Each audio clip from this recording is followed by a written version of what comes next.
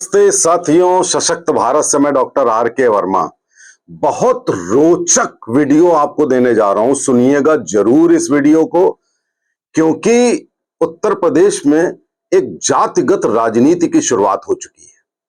और जो कथावाचक प्रकरण हुआ और उसके बाद से एक ब्राह्मण वर्सेस यादव, ओबीसी वर्सेस ब्राह्मण, जाने क्या क्या ये समीकरण आपको उत्तर प्रदेश में देखने को मिल रहे होंगे।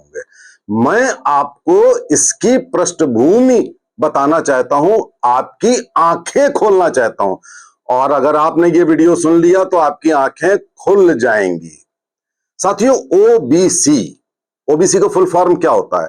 Other backward classes. क्लासेस होता है, कास्ट नहीं होता है।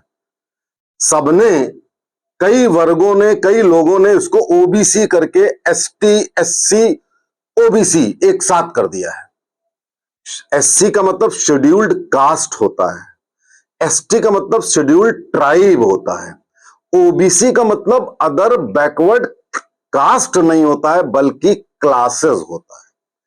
अब आप कहेंगे क्लासेस का क्या मतलब है? हमारे संविधान में, भारत के संविधान में जाति के आधार पर आरक्षण नहीं दिया जाता है, धर्म के आधार पर भी नहीं दिया जाता है, except scheduled caste and scheduled tribe. यानी कि एससी और एसटी को छोड़ करके हमारे संविधान में जातिगत आरक्षण की व्यवस्था नहीं थी, नहीं है। लेकिन राजनेताओं ने उसमें खेल खेला। इसको बोलते हैं कलर्ड लेजिस्लेशन। कलर्ड लेजिस्लेशन का मतलब है कि उसको रंगीन कानून बना दिया। क्लासेस के अंदर उन्होंने जातियां कर दी। उससे संवैधानिक रिक्वायरमेंट भी पूरी हो गई। कहने को हो गया कि हमने जाति को नहीं दिया, और साथ में उसमें क्लासेस शब्द जोड़ दिया और जाति की बात भी कर दी। तो ये ओबीसी है क्या साथियों? अदर बैकवर्ड क्लासेस, ये है क्या? ये वो नहीं है जो सोशल मीडिया पे और सब जगह लोग एससी, एसटी, ओबीसी एक साथ क्लब करके लिख देते हैं 1990 के बाद से। ये वो नहीं है साथियों। मैं आपको बताता हूं कि ये अदर बैकवर्ड क्लासेस में कौन कौन लोग होते हैं। ये तो बताइए ना, कौन होता है भाई? शेड्यूल्ड क्लास कास्ट में, एससी में तो शेड्यूल्ड कास्ट आ गए, तो ये ओबीसी में कौन होता है? ये बताइए आप, होता कौन है? क्योंकि आपके देश में एक वर्ण प्रथा थी, ब्राह्मण, क्षत्रिय, वैश्य, शूद्र, ये व्यवस्था आप में थी। उसी से सारी जो जातियां विकसित हुई, उसी को डिवाइड कर करके जातियां हुई। लेकिन साथियों, शूद्र जो उस जमाने के थे वो आज के एससी नहीं हैं, शेड्यूल कास्ट, ये दूसरे हैं। ये भीमराव अंबेडकर जी ने भी यही कहा कि उस जमाने के शूद्र आज के एससी नहीं हैं। मैं आपको अभी बताऊंगा कि आज के एससी कौन है और उस जमाने के शूद्र कौन है। तो अब आप ये बताइए कि ये ओबीसी में जो ये अदर बैकवर्ड क्लास के अंडर में जो कास्ट आती हैं वो होती क्या हैं भाई? वो या तो ब्राह्मण होंगी, या क्षत्रिय होंगी, या वैश्य होंगी, या शूद्र होंगी। इन्हीं चार में से होंगी, और कहीं आसमान से तो आई नहीं होंगी। और जो उस जमाने के शूद्र हैं वो आज के एससी हैं नहीं, लेकिन उस जमाने के शूद्रों में से कुछ लोग आज के एससी में अवश्य आते हैं। ये भी आपको बता दें। तो पहले हम आपको बताते हैं कि ओबीसी में कौन कौन होते हैं। हम शुरुआत करते हैं कि ओबीसी में मुस्लिम भी होते हैं, मुस्लिम जातियां भी होती हैं। क्या आपको मालूम है? मैं आपको बताता हूं कि कौन कौन से मुस्लिम ओबीसी में आते हैं। साथियों, अंसारी, कुरैशी, सैफी, हवारी, फकीर, धोबी, कसाई, रेयाइन, इदरीसी, चूड़ीहार, चूड़ी बनाने वाले, चूड़ी पहनाने वाले, ढोर, रंगरेज, ये सारे मुस्लिम जातियां ओबीसी मुस्लिम में आती हैं। आपको अगर ना मालूम हो तो कंठस्थ कर लीजिए वीडियो को बार बार देख करके कि कौन सी मुस्लिम जातियां ओबीसी हैं, जिनको आप कह देते हैं, राजनेता कह देते हैं कि ओबीसी नेता बनाओ, ओबीसी को देंगे टिकट, उसमें मुस्लिम भी आते हैं। आगे सुनिए, ओबीसी में साथियों क्षत्रिय भी होते हैं। हिंदू में वर्ण में जो ब्राह्मण, क्षत्रिय, वैश्य, शूद्र हैं, तो क्षत्रिय भी ओबीसी होते हैं। मैं आपको बताता हूं कौन कौन से क्षत्रिय ओबीसी होते हैं। राजपूत, कुशवाहा, मौर्य, शाक्य, सैनी, कंबोज, मराठा तक। मराठा इतने बड़े योद्धा, उनको ओबीसी में कर दिया कुछ स्टेट्स में, हर जगह नहीं। मराठा एम्पायर था, उस एम्पायर के लोगों को ओबीसी में कर दिया गया, क्लासिफाई कर दिया गया। तो ये आप कंठस्थ कर लीजिएगा कि क्षत्रिय भी ओबीसी होते हैं। आगे मैं आपको बताता हूं, वैश्य भी ओबीसी होते हैं। वैश्य, बनिया, बाकायदा। मैं उनके उदाहरण देता हूं, तेली, मोठ तेली, अग्रहारी, हलवाई, विश्वकर्मा, कनू, बंसफोर, लोहार, और भी हैं दो चार, मैंने लिखे नहीं है। ये आपके वैश्य हैं जो ओबीसी में हैं।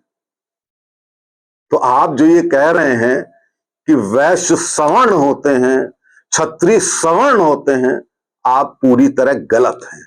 ये जितने लोग कहते हैं, आपसे मेरा मतलब है जितने लोग कहते हैं कि अगर तुम क्षत्रिय हो तो तुम ओबीसी कैसे हुए, तुम वैश्य हो तो ओबीसी कैसे हुए, तुम मुसलमान हो तो ओबीसी कैसे हुए, मैंने 3 बातों का जवाब दे दिया। अब आप सुनिए बहुत कान खोल करके। ओबीसी में ब्राह्मण भी आते हैं साथियों। ब्राह्मण, जिनसे सारा वर्ग चिढ़ता है कि ब्राह्मणों ने सब अत्याचार किया, ब्राह्मणों ने ये किया। ब्राह्मण में आप सुनिए कि जो ब्राह्मण ओबीसी में क्लासिफाइड है, मैं वो आपको बता रहा हूं, मैंने सारे डेटा निकाल के आपको बता रहा हूं, अपने मन से नहीं बता रहा हूं। कनौजिया, शक्त, विपी, गोस्वामी, नाथ, जोगी, देशाष्ट्र। देशाष्ट्र ब्राह्मण जानते हो कौन? हेडगेवार जी, आरएसएस जो प्रमुख, आरएसएस के जो प्रणेता, वो देशाष्ट्र ब्राह्मण थे। देशाष्ट्र आज की तारीख में ओबीसी हैं। ऋग्वेदी ऋग्वेद के जमाने से जो ब्राह्मण चले आ रहे हैं, ऋग्वेदी आज ओबीसी में है।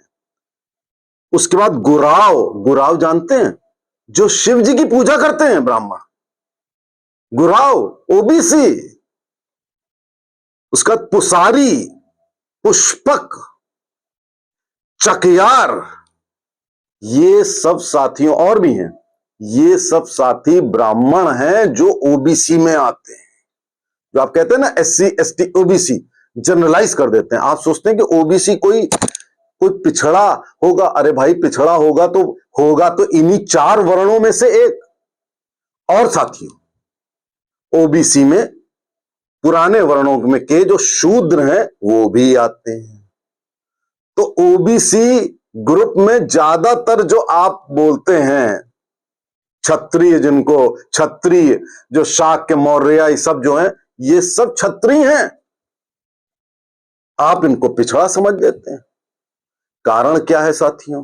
कारण यह है कि अंग्रेजों के जमाने में जो ये सब कास्ट बेस्ड पूरा सेंसस और सब ग्रेडेशन हुआ था, उसमें एक क्राइटेरिया था। अभी कह दिया जाता है कि इनको ओबीसी में इसलिए रख दिया गया क्योंकि इनकी आय कम थी या सोशियो इकोनॉमिकली ये बैकवर्ड थे। साथियों, ऐसा नहीं है, ऐसा कतई नहीं है। मैं नहीं मानता, ये आप पढ़ लेंगे कि ये लिखा हुआ है, लेकिन ऐसा नहीं है साथियों। अंग्रेजों के जमाने में जो लोग नौकरी नहीं करते थे, उनको पिछड़ा मान लिया जाता था। ये मैंने जितने आपको उदाहरण बताए, ये वो उदाहरण हैं जो नौकरी नहीं करते थे। और जो नौकरी करते थे, जिनकी परसेंटेज नौकरी में ज्यादा थी, उनको उन्होंने पिछड़ा नहीं कहा। यानी कि सरकारी या महल में उस जमाने में सरकारी नौकरी करना क्राइटेरिया था आपका उच्च या नीच का होना। कितना गलत था क्राइटेरिया। साथियों, आज की तारीख में भूमिहार, यादव और कुर्मी, ये 3 जातियां हैं जिनके पास सबसे ज्यादा जमीन है, सबसे ज्यादा जानवर हैं, सबसे ज्यादा पैसा है, लेकिन ये ओबीसी में आते हैं। सबसे ज्यादा आय होने के बावजूद। क्यों? क्योंकि ये लोग नौकरी नहीं करते थे। और जो मुस्लिम मैंने बताया वो भी नौकरी कतई नहीं करते थे, आज भी नहीं करते। यानी कि जो सरकारी नौकरी का क्रेज जो आज आपको दिखता है वो आज का ही नहीं है, एक जमाने से चला आ रहा है। इसका बहुत बढ़िया उदाहरण बताता हूं। एक जाति ऐसी है जो ब्राह्मण, क्षत्रिय, वैश्य, शूद्र में नहीं आती है। वो जाति कौन सी है? कायस्थ। कायस्थ जाति इन चारों में नहीं आती है। उसको हाइब्रिड जाति कहते हैं, हाइब्रिड जाति। और उसको इन लोगों ने सबसे ऊपर रखा है। अब आप बताइए, हाइब्रिड हैं, आते नहीं हैं, इन जातियों में सबसे ऊपर क्यों रखा, सबसे ज्यादा एडवांस क्यों रखा है? क्यों? क्योंकि सबसे ज्यादा नौकरी कायस्थ करते हैं, तो उनको बड़ा बता दिया उच्च कोटि का, जबकि वो ब्राह्मण नहीं है, क्षत्रिय नहीं है, वैश्य नहीं, कुछ नहीं है। उनको इसलिए कि वो नौकरी ज्यादा करते थे, पढ़े लिखे ज्यादा थे। पढ़ाई क्राइटेरिया है, मैं मानता हूं पढ़ाई क्राइटेरिया होना अच्छी बात है, लेकिन सरकारी नौकरी करना क्राइटेरिया हो, ये तो बिल्कुल गलत है। तो साथियों, जो ये उत्तर प्रदेश में ये जितने ये ओबीसी वर्सेस बात कर रहे हैं, अरे भाई साहब, ब्राह्मण भी ओबीसी है, वैश्य भी है, क्षत्रिय भी है, शूद्र भी है। तो आप कहां से, जब सभी लोग ओबीसी हैं, तो आप ये ओबीसी वर्सेस क्यों कर रहे हैं? ये नेता लोग, ओबीसी नेता को टिकट दे दो, ओबीसी नेता को ये पोस्ट दे दो। हमारी भारतीय जनता पार्टी भी ऐसा करती है। तो आप ऐसा क्यों कर रहे हो? सारे राजनेता अपना ज्ञान बढ़ा लें इस वीडियो से, सारे लोग अपना ज्ञान बढ़ा लें कि भाई साहब, ओबीसी कोई ऊपर से नहीं आए हैं, इन्हीं 4 वर्णों में हैं, और चारों वर्णों के लोग ओबीसी हैं, और मुसलमान भी ओबीसी। तो आज आप ये फंडामेंटल अपना क्लियर कर लीजिए कि भाई साहब, सभी लोग ओबीसी हैं, डिपेंडिंग अपॉन कि उन्होंने सरकारी नौकरी की थी या कर रहे हैं कि नहीं कर रहे हैं। इसलिए इस पर विवाद होना बहुत ही बेसलेस है, गलत है। अब मैं अनुसूचित जाति के बारे में बता दूं, जो मैंने पहले कहा था। अनुसूचित जाति क्या है? उन 4 वर्णों के अलावा एक और वर्ण था साथियों, ये भी नोट कर लीजिए। उसको कहते थे अवर्ण, यानी कि चारों वर्ण में से नहीं है। उनमें कुछ जातियां थीं जो बहुत निम्न कोटि का कार्य करती थी, उनको अवर्ण कहते थे, यानी जिसका कोई वर्ण ही नहीं है। उन अवर्णों को शेड्यूल कास्ट में रखा गया, शूद्रों को नहीं। शूद्रों में से तो काफी लोग ओबीसी में आ गए, कुछ चले गए अनुसूचित जाति में, लेकिन अवर्ण लोग ज्यादातर शेड्यूल कास्ट में। इसीलिए शेड्यूल कास्ट को आरक्षण की व्यवस्था की गई है कि क्योंकि वो वास्तव में पिछड़े हैं। लेकिन ओबीसी वास्तव में पिछड़े हुए नहीं है, किसी भी हालत में नहीं है। उनका काम अलग अलग हो सकता है, कोई जंगल में काम कर रहा है, कोई खेत में काम कर रहा है, कोई जानवरों का काम कर रहा है, कोई हर आदमी नौकरी थोड़ी ना करेगा। तो ये जो सरकारी नौकरी का क्राइटेरिया, इसको दूर कर लीजिए, इस विवाद में मत पड़िए, हिंदुओं को एक करिए। जो बहुत पिछड़े हैं या आर्थिक रूप से पिछड़े हैं, उनकी मदद की जानी चाहिए, की जा रही है संविधान के जरिए। लेकिन ये जो देश में माहौल बनाए हुए हो, खास तौर से चुनावों के पहले, ये बिल्कुल गलत है। ये जानकारी एक एक बच्चे तक पहुंचनी आवश्यक है। नमस्कार, जय हिंद, जय भारत।